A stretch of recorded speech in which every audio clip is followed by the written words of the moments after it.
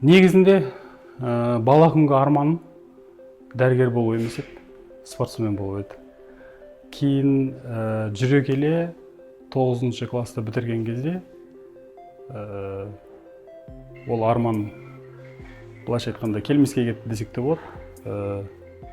Ол арманның орнын дәрігерлік осы ақ халатты абзал жанға айналу деген арман басты. Бірінші осы салаға реанимация және анестезиология бойынша мамандықты таңдауыма негізгі түрткі болған кісі Тамара Кустаевна деген кісі болатын. Ол кісі өте білікті дәрігер, мықты дәрігер.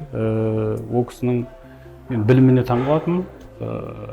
Кез келген ауру келсе, соған жан ұшыра қалай көмектесеміз, соның жанына қалай араша болып қаламыз деген миссия.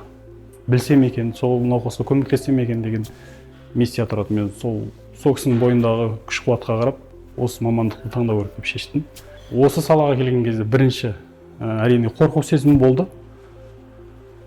Бірақ Абай атамыз айтпақшы, ақыл, қайрат, сенім, білімнің арқасында, ұстаздарымыздың арқасында осындай үйреніп, осы саланы осындай дәрежеге жеттік. Әлі де үйрену үстіндеміз. Білмейтін нәрсеміз өте көп. Өз саламда 2013 жылдан бері жұмыс істеймін осы жерде.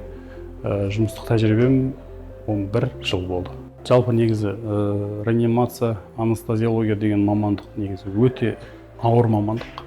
Осы мамандыққа келетін кезде 100 рет ойланып, асықпай келу керек деп ойлаймын. Өйткені бұл жерде адамның жанымен жұмыс істегеннен кейін біз өзі реанимация сөзін қайта жандандыру деген мағынаны білдіреді. Кейде сондай ауыр жағдайлар болып жатады, қайғылы жағдайлар болып жатады. Сондай жағдайлар болған, науқастың туыстарымен бірге жылап жатқан кездеріміз болады, қайғырып. Жалпы бір күнде өтетін жұмыс, ота саны жоқ дегенде бір 10 шақты ота болады күніне. Соның 10 операция болған кезде, яғни біз анестезиолог, реаниматологтар былайша айтсақ, бір өліп бір тірілеміз. Яғни бұл сала өлім мен өмірдің арасындағы жағдай деп айтады.